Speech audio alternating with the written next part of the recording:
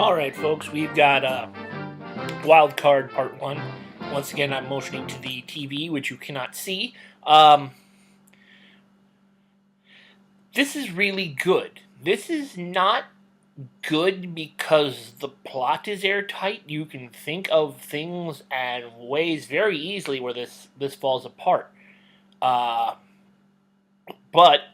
I think you can make the case that in these action shows, which this is kind of riffing on reality television and uh, stuff like that's not reality television, but is very tension based and the next moment in terrorism and all that, things like 24 and shows such like that, that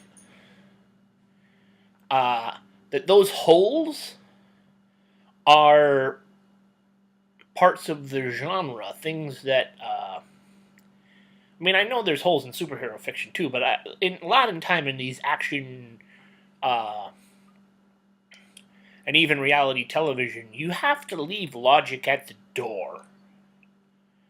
Even base logic. I mean,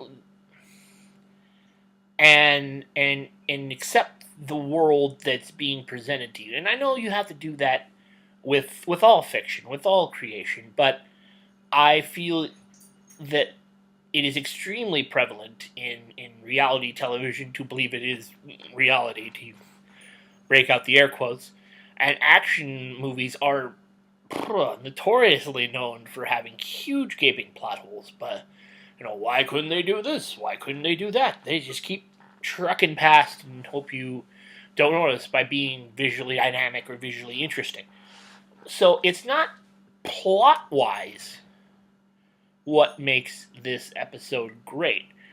What makes this episode great is the level of sophistication of the idea, the core concept. You have us, the viewer, watching the Joker put on a broadcast in universe. So you have us viewing. And also, on some level, we start to view it as a person in the universe who, where these things exist. So there's already two levels. Me outside the world, me viewing it in part of my brain as a person in the world. Then you have the world that the Joker is creating through that media. And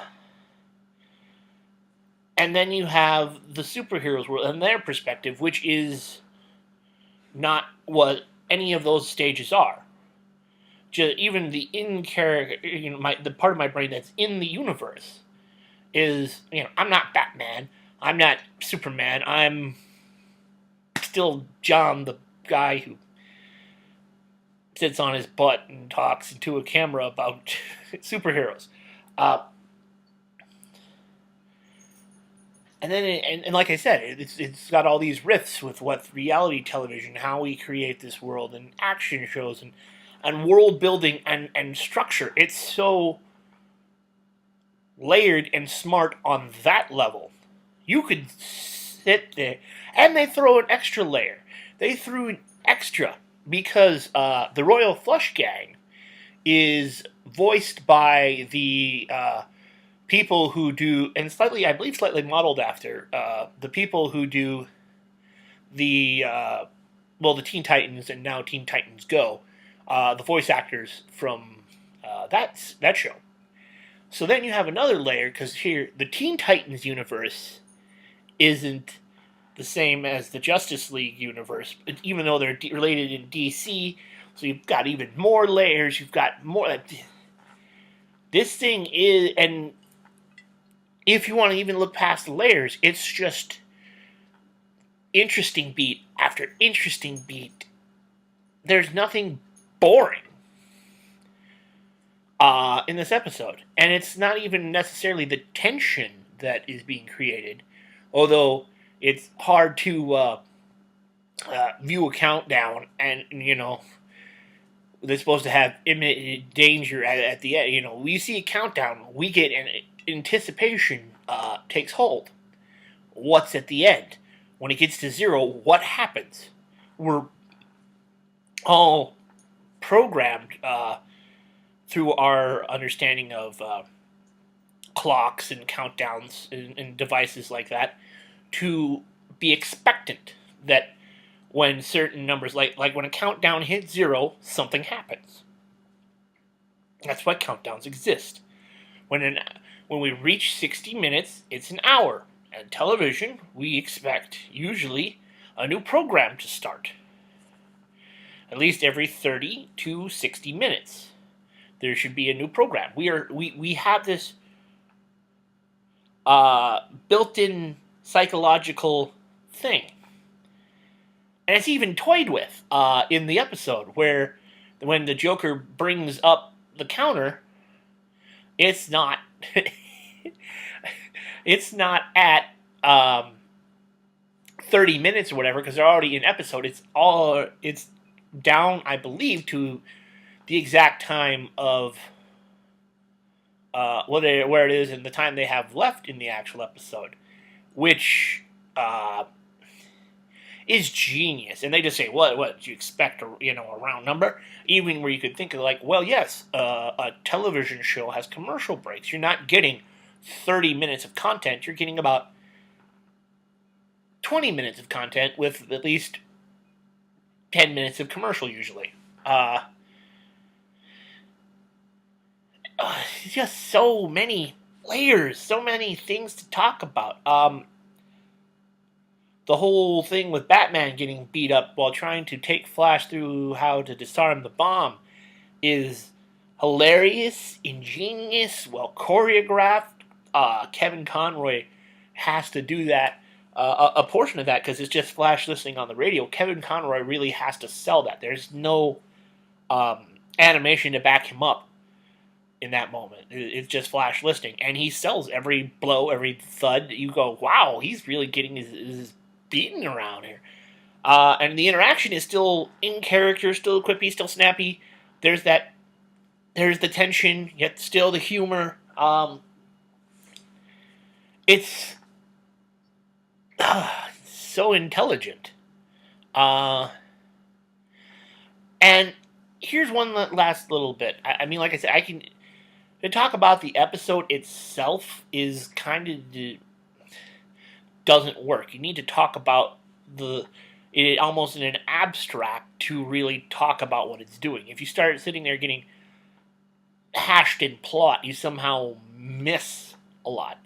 But it brings you around. It does still have that emotional core, and the emotional core, you're thinking it's a Joker story. You think it's going to be Joker and Batman. In this first part, it is not Joker and Batman. Of course, whenever Joker sees Batman, he's preoccupied and puts emphasis on him. But it is really the emotional core that brings back through, and they have the opening with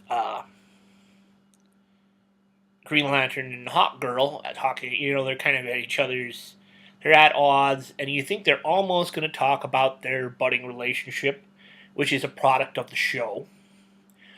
Later on, towards the end of the episode, they have the Joker comment on they're having an argument, and he turns it into a lover's spat, or tries to mold it to the audience to his audience as a lover's spat. Now, the Joker doesn't know what goes on between them. He's creating this in television, in moment. It's its own thing.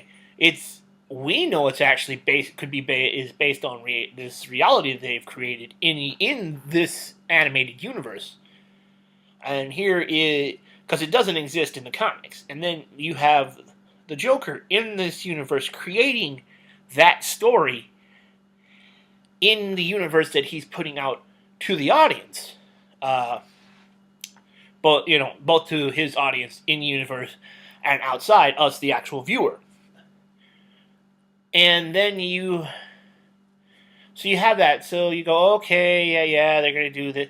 And then it goes sideways, and the thing blows up, and of course, Green Lantern, gets Hawkgirl out of the way, and gets blown up, done good.